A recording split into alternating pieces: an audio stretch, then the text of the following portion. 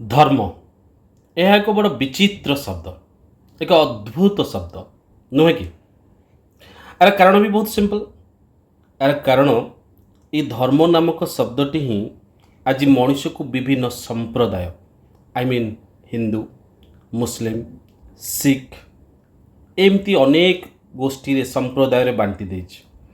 ଆପଣ ଜାଣିଲେ ଆଶ୍ଚର୍ଯ୍ୟ ହେବେ, ବିଶ୍ୱରେ ପ୍ରାୟ 10,000ରୁ ଅଧିକ ଧର୍ମ ଅଛି। ମାନେ ବିଶ୍ୱ ଜନସଂଖ୍ୟାର 84% ଲୋକ ଖ୍ରୀଷ୍ଟ, ହିନ୍ଦୁ, ଇସଲାମ, ବୌଦ୍ଧ ଏମିତି ଅନ୍ୟ ସବୁ ଧର୍ମର ଲୋକମାନେ ସେମାନେ ଅଟନ୍ତି। ଏବଂ ଅବଶ୍ୟ ଯେଉଁ ଲୋକମାନେ ରହିଲେ ସେମାନେ ନିଜକୁ କୌଣସି ନିର୍ଦ୍ଦିଷ୍ଟ ଧର୍ମର ବୋଲି ଭାବନ୍ତି ନାହିଁ କିମ୍ବା ସେମାନେ ନିଜକୁ ନାସ୍ତିକ ବୋଲି ମାନିଥାନ୍ତି। ତାମାନେ ଆମେ ପୃଥିବୀର ପ୍ରାୟ 84% ଲୋକ 10,000ରୁ ଅଧିକ ଧର୍ମକୁ ବିଶ୍ୱାସ କରିଥାନ୍ତି। ତାହେଲେ ବର୍ତ୍ତମାନ ଏଠି ଆମେ ଗୋଟେ କଥା ସ୍ପଷ୍ଟ ହୋଇଗଲେ ଯେ ଧର୍ମ ନାମକ ଶବ୍ଦଟି ଆମ ପୃଥିବୀର ଥିବା 84% ଲୋକମାନଙ୍କୁ ପ୍ରାୟ 10,000ରୁ ଅଧିକ ସମ୍ପ୍ରଦାୟ ବା ଗ୍ରୁପରେ ବିଭକ୍ତ କରିଛି। ତାହେଲେ ଧର୍ମର ଅର୍ଥ କ'ଣ ବିଭକ୍ତ କରିବା? ଥରେ ଭାବିଲେ ଦେଖି। ଆଜି ପର୍ଯ୍ୟନ୍ତ କେବେ କେହି ଏ ଧର୍ମ ନାମକ ଶବ୍ଦର ପ୍ରକୃତ ଅର୍ଥ କ'ଣ କେବେ ଆମେ ବୁଝିବା ପାଇଁ ଚେଷ୍ଟା କରିଛେ? ଯେ ପ୍ରକୃତରେ ଧର୍ମ ଇଏ ତ ଗୋଟେ ଶବ୍ଦ, ତ ଶବ୍ଦ ଅର୍ଥ ଅଛି ମାନେ ତାର ତ ଅର୍ଥ ଥିବ। ଆପଣ ଶୁଣିଥିବେ ଶବ୍ଦାର୍ଥ, ତାମାନେ ଧର୍ମର ନିଶ୍ଚିତ ଭାବରେ କିଛି ଗୋଟେ ଅର୍ଥ ଥିବ। କିନ୍ତୁ ସମସ୍ୟାର କଥା ହେଲା ଏଇଠି, ଆମେ ଆଜି ପର୍ଯ୍ୟନ୍ତ ଅନେକ ଗୁଡ଼ିଏ ଶବ୍ଦ ଆମେ ଜାଣିଛେ, ଯେମିତିକି ଧର୍ମ, ଭାବ, ଭକ୍ତି ଏଇସବୁ ଶବ୍ଦ ଗୁଡ଼ିକର ଆମେ ଶବ୍ଦ ଜାଣିଛେ, ହେଲେ ତାର ଅର୍ଥ ଜାଣିନେ। ତ ଧର୍ମ ନାମକ ଶବ୍ଦ ଆମେ ଅର୍ଥ କ'ଣ ବୁଝିବା ପୂର୍ବରୁ ଆମେ ଅନେକ ସମୟରେ କଥା ହେବା ସମୟରେ ଆମେ ଅନେକ ସମୟରେ କହିଥାଉ ଯେ ଜଣେ ବନ୍ଧୁ ହିସାବରେ ଏଇଟା ମୋର ଧର୍ମ ଯେ ତୋ ବିପଦରେ ଠିଆ ହେବା। ଆପଣମାନେ ନିଶ୍ଚିତ ଭାବରେ ଶୁଣିଥିବେ, ଜଣେ ବନ୍ଧୁ ହିସାବରେ ଏଇଟା ମୋର ଧର୍ମ ଯେ ତୋ ବିପଦରେ ଠିଆ ହେବା ବା ତୁ ଅସୁବିଧାରେ ପଡ଼ିବା ସମୟରେ ଠିଆ ହେବା। ତାହେଲେ ଏଠି ଧର୍ମର ଅର୍ଥ ଯଦି ଆମେ ଜଣେ କମନ୍ ମ୍ୟାନ୍ ଲାଙ୍ଗୁଏଜ୍ର ବା ଲେ ମ୍ୟାନ୍ ଲାଙ୍ଗୁଏଜ୍ରେ ବୁଝିବା, ତାହେଲେ ଏଠି ମୋର କ'ଣ, ଏଠି ଧର୍ମର ଅର୍ଥ କ'ଣ ବୁଝାଉଛି?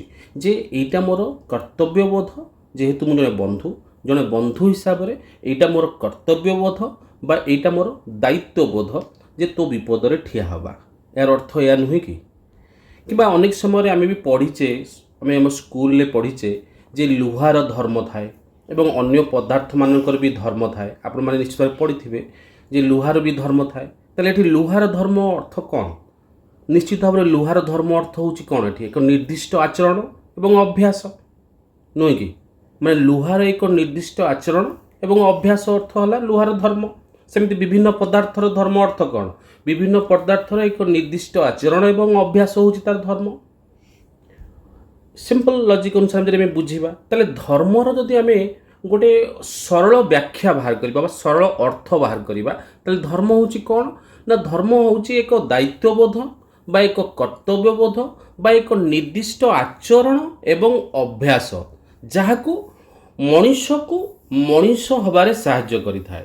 କାରଣ ଯେହେତୁ ମଣିଷ ହେଉଛି ଏ ସୃଷ୍ଟିର ଶ୍ରେଷ୍ଠ ଜୀବ, ସେ କିପରି ଭାବରେ ଶ୍ରେଷ୍ଠ ଆଚରଣ ଏବଂ ଅଭ୍ୟାସର ସହ ଏ ସମାଜରେ ବଞ୍ଚିପାରିବ, ସେଇଟା ହିଁ ଧର୍ମ। ତ ସେଇଥିପାଇଁ ଧର୍ମରେ ସବୁ ଥାଏ ବିଭିନ୍ନ ରୀତିନୀତି, ଧର୍ମ ଉପଦେଶ ଇତ୍ୟାଦି ଇତ୍ୟାଦି। ଏସବୁର ଅର୍ଥ କ'ଣ? ନା ମଣିଷକୁ ତାର ଧର୍ମ, ତ ମଣିଷକୁ ତାର ଦାୟିତ୍ୱବୋଧ, ମଣିଷକୁ ତାର କର୍ତ୍ତବ୍ୟବୋଧ, ମଣିଷକୁ ତାର ନିର୍ଦ୍ଦିଷ୍ଟ ଆଚରଣ, ତା ଅଭ୍ୟାସ ବିଷୟରେ ଜ୍ଞାନ ଦେବା। ତାମାନେ ଯେତେବେଳେ ଜଣେ ମଣିଷ ଏ ପୃଥିବୀରେ ଜନ୍ମ ହୁଏ, ସେତେବେଳେ ସେ କୌଣସି ଏକ ପରିବାରରେ ଜନ୍ମ ହୋଇଥାଏ।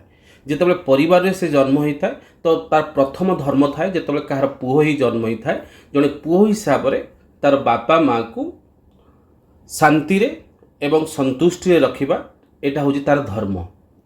ସେମିତି ଯେତେବେଳେ ସେ ପରିବାରରେ ଭାଇ ଆକାରରେ ଜନ୍ମ ହୋଇଥାଏ, ତେଣୁ ଜଣେ ଭାଇ ହିସାବରେ ଏଇଟା ତାର ଧର୍ମ, ତା ଭଉଣୀର ମାନେ କ'ଣ ସମ୍ମାନକୁ ରକ୍ଷା କରିବା।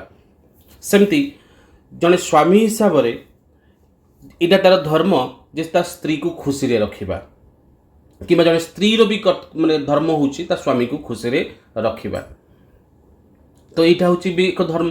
ଏବଂ जड़े मुझे जड़े बापा तेरे बापा हिसाब से मोर यहाँ धर्म होची जे मो पिलामानकु प्रथमे उत्तम संस्कार दबा एवं या सहित मु भी कहार ग्रांडसन बा ग्रांड डटर तो से हिसाब से यहाँ मोर धर्म मो जेजेबापा एवं जेजेमा को शेष मुहूर्त में हसैबा एवं बहुत हसई हसई दुनिया विदाय दबा एवं एसबू परे मु कहार पड़ोसी एवं जड़े पड़ोसी हिसाब से यहाँ मोर धर्म मो पड़ोसी को ता असुविधा समय साहाय्य करवा एवं एसबू परे मु जड़े सामाजिक प्राणी मु समाज रे बास करुचे तो जेहेतु मु समाज रे बास करुची ए समाज प्रति मोर किछि दायित्वबोध अछि ए समाज प्रति मोर किछि कर्तव्यबोध अछि तो ए समाज प्रति मोर अनेक गुड़े माने निर्दिष्ट कर्तव्यबोध रही निर्दिष्ट दायित्वबोध रही यही सबू कथा को ही धर्म कहा जाए।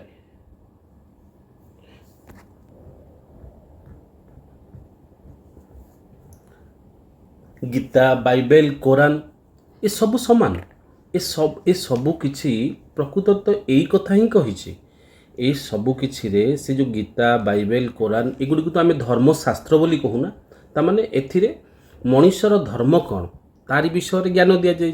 हाँ ज्ञानर लैंग्वेज टे अलग अलग अच्छे गीतार संस्कृत लैंग्वेज कह जाए बाइबल इंग्लिश लैंग्वेज कह जाए कोरान रे अरबिक लैंग्वेज कह जाए कह जाए कौन धर्म कह जाए ना तो धर्मर अर्थ कौन मनुष्यर धर्म कौन जमी लुहार धर्म तो लुहार धर्म अर्थ आम कौन बुझी जे लुहार धर्म अर्थ आम बुझी एक लुहार एक निर्दिष्ट आचरण एवं अभ्यास ताले मनुष्यर धर्म कौन ना मनुष्यर एक निर्दिष्ट आचरण एवं अभ्यास एक दायित्वबोध एवं कर्तव्यबोध यही कथा ही आम गीता बाइबल कोरान यही कथा ही पाइबा किंतु लैंग्वेज अलगा कारण यही शास्त्र गुड़िक रचना हबार मुख्य उद्देश्य कौन थिला जे मनुष्य को जड़े मनुष्य हवा शिखेबा ताले मनुष्य को तार धर्म शिखेबा जेमती लुहार धर्म एक निर्दिष्ट प्रकार आचरण और व्यवहार सेमती मनुष्य को एक निर्दिष्ट प्रकार आचरण एवं व्यवहार शिखेबा एटा ही मुख्य उद्देश्य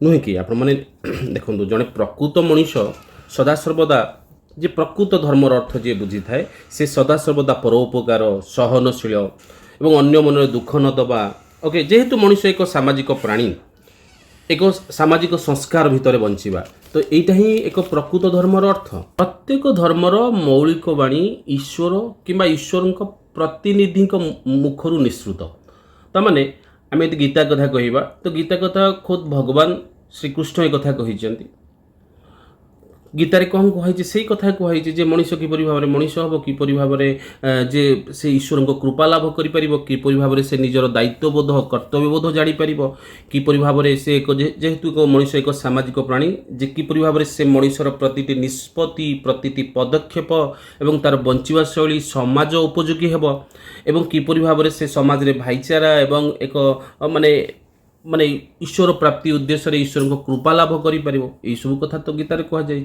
हाँ सेम कथा भी बाइबल कहुई सेम कथा भी कोरान कहुई केवल एतिक डिफरेंट लैंग्वेज जोटी पाई ही ए पृथ्वी रे आज धर्म नामक शब्द को बुझीबारे प्रोब्लेम आरंभ हैला जेहेतु आमे माने शब्दर प्रकृत अर्थ न बुझी पारिले आमे अलगा अर्थ बाहर कले फल धर्म नामक शब्दटी आज ए पृथ्वी पाई ए मानव जाति को विभक्त करुथिबा एक संप्रदाय बा गोष्ठीर अर्थ पलटि जाइछि।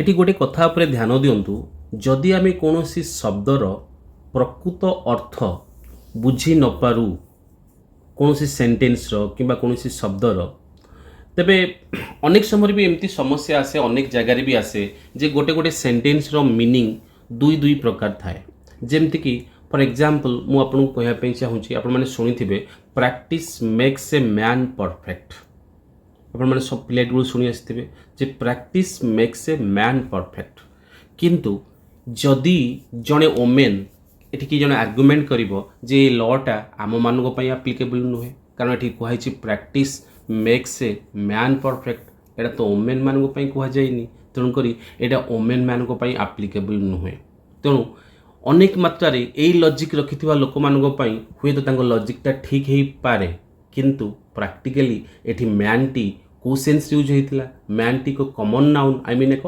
ମ୍ୟାନକାଇଣ୍ଡ ସେନ୍ସରେ ୟୁଜ୍ ହେଇଥିଲା। ତ ମ୍ୟାନକାଇଣ୍ଡକୁ ବୁଝେଇଲେ କାହାକୁ ବୁଝାଉଥିଲା? Both man and women. ତାମାନେ ଏଠି ଥିଲା practice makes a man perfect. ତାର ଅର୍ଥ କ'ଣ? ଏଠି practice makes both male and female perfect. ଏଇଟା ବୋଥ୍ ଆପ୍ଲିକେବଲ୍ ମେଲ୍ ଏବଂ ଫିମେଲ୍ ପାଇଁ। କିନ୍ତୁ ଯେହେତୁ ଆମେ ଏଠି ଅର୍ଥଟାକୁ ଆମେ ଠିକ୍ ଭାବରେ ଅନର୍ଥ କରିବା ପାଇଁ ଚେଷ୍ଟା କଲେ, ତ ସେତେବେଳେ ଡେଫିନେଟଲି କ'ଣ ଆସିଲା? ଆର୍ଗୁମେଣ୍ଟ ଆସିଲା। ମାନେ ଓମେନ୍ ମାନେ ଏଠି ଆର୍ଗୁମେଣ୍ଟ କରିପାରିବେ ଯେ ଏଇଟା ଆମମାନଙ୍କ ପାଇଁ ଆପ୍ଲିକେବଲ୍ ନୁହେଁ।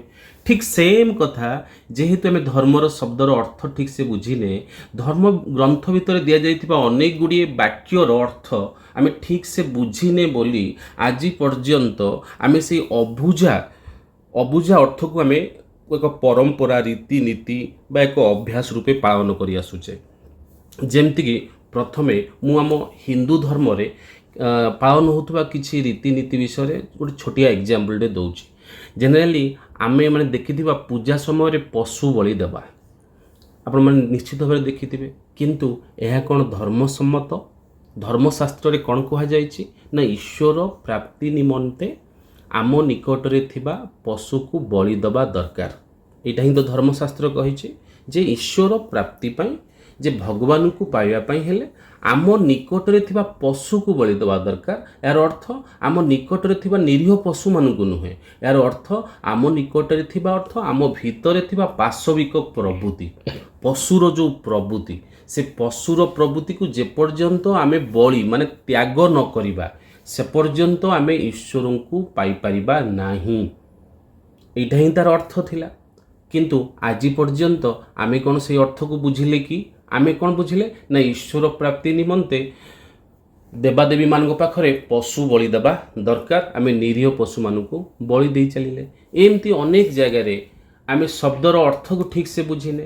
ଯେମିତିକି ସେମିତି ଇସଲାମ ଧର୍ମରେ ମଧ୍ୟ ଠିକ୍ ସେଇ ପ୍ରୋବ୍ଲେମ୍ ହେଇଛି। ତ ଜେନେରାଲି ଇସଲାମ ଧର୍ମରେ କ'ଣ ପ୍ରୋବ୍ଲେମ୍ ହେଇଛି ସେ କଥା କହିବା ପୂର୍ବରୁ ଆପଣମାନେ ଗୀତାରେ ଗୋଟେ ଶ୍ଲୋକ ଶୁଣିଥିବେ, ମାନେ ପିଲାଟି ବେଳୁ ଶୁଣି ଆସିଥିବେ। ଯେମିତିକି ଯଦା ଯଦା ହିଁ ଧର୍ମସ୍ୟ ଗ୍ଲାନିର୍ଭବତି ଭାରତ ଅଭ୍ୟୁତ୍ଥାନମ୍ ଅଧର୍ମସ୍ୟ ତଦାତ୍ମାନଂ ସୃଜାମ୍ୟହମ୍ ପରିତ୍ରାଣାୟ ସାଧୂନାଂ ବିନାଶାୟ च दुष्कृतं धर्म संस्थापनार्थाय संभवामि युगे युगे। ये जो श्लोकटी मु कहली, ये श्लोक को जदि मु पूरा संक्षेपरे कहबी, तामाने धर्म जेतेबेले धर्मर माने पतन घटिबो बा ग्लानि घटिबो, माने धर्म जेतेबेले ह्रास हबो, तो धर्म जेतेबेले ह्रास हबो सेतेबेले धर्मर प्रतिष्ठा पाई अधर्मी माननकु तांक सहित युद्ध करा जिवो एवं अधर्मी मानकर हत्या मध्य ग्रहण योग्य। तमाने धर्मर स्थापन पाई अधर्मी मानकर हत्या ग्रहण योग्य। ये कथा गीतारे कहा जाइछि। किंतु प्रकृत कथा तो ये अधर्मी क्या कह जाए, तो ताकू तो प्रथमे बुझा दरकार। तो अधर्मी अर्थ जी धर्म पालन करे नाही, जी धर्म पालन करे नहीं। जमती मुझे कहली लुहार धर्म, तमें जो लुहाटी ता धर्म को पालन करे सी है गोटे अधर्मी लुहा। सेमती जो मनीषटी ता धर्म को पालन करे सी हूँ गोटे अधर्मी मनीष। किंतु ये जो अधर्मी नामक शब्दटी जो आम गीतारे कहुई सेम भाव में कुरान ले मध्य गोटे शब्द यूज कराई काफिर।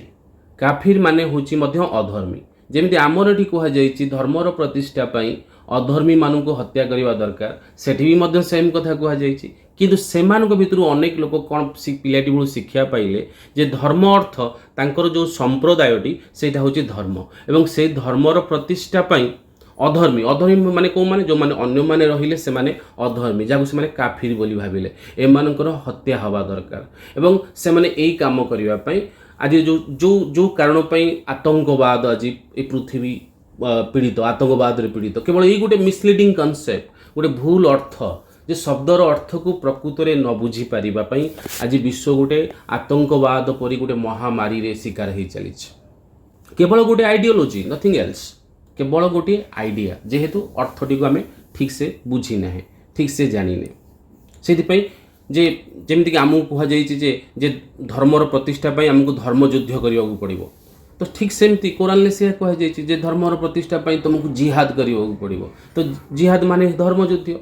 तो जी धर्म युद्ध करे आमको जमी कहुई धर्म योद्धा, सेमती कहगला जिहादी, जब आम आतंकवादी बोली कहूचे, तो से जिहादी बोली भाषा कनसीडर करती। केवल शब्दर गोटे अर्थ जे आम धर्मर अर्थ आम बुझिले कौन ନା ଧର୍ମର ଆମେ ବୁଝିଲେ ଯେ ସମାଜକୁ ବିଭକ୍ତ କରିବାର ଏକ ଏକ ଆମେ ଗୀତା ହଉ କି ବାଇବେଲ ହଉ କି କୋରାନ ହଉ ଆମେ ତାକୁ ପ୍ରକୃତରେ ପଢ଼ିଲେନି, କାରଣ ଯିଏ ପ୍ରକୃତରେ ତାକୁ ପଢ଼ିଛି ସେ କେବେ ଲଢ଼ିନି, କାରଣ ସେ ତ ପ୍ରକୃତରେ ସେଥିରେ ହିଁ ମାନବ ହେବାର ହିଁ ବା ମଣିଷ ହେବାର ହିଁ କଥା ହିଁ ଶିଖେଇଛି। ଗୀତା କୋରାନ ବାଇବେଲ କେବେ ଲଢ଼ିବା ଶିଖେଇନି, କିନ୍ତୁ ଯେଉଁମାନେ ପଢ଼ି ନାହାନ୍ତି, ଯେଉଁ କୁହାଯାଏ ଅଳ୍ପ ଜ୍ଞାନ ଭୟଙ୍କର, ଶବ୍ଦକୁ ବିକୃତ କରି ଶବ୍ଦର ଅର୍ଥକୁ ଅନର୍ଥ କରି ଆଜି ସମାଜକୁ ବିଭକ୍ତ କରି ଚାଲିଛନ୍ତି ଏବଂ ସମାଜରେ এই ମଣିଷ ଜୀବନ ଏବଂ এই ଯେଉଁ ମାନବିକ ଧର୍ମ ଲୋପ ପାଇବାକୁ ବସିଲାଣି।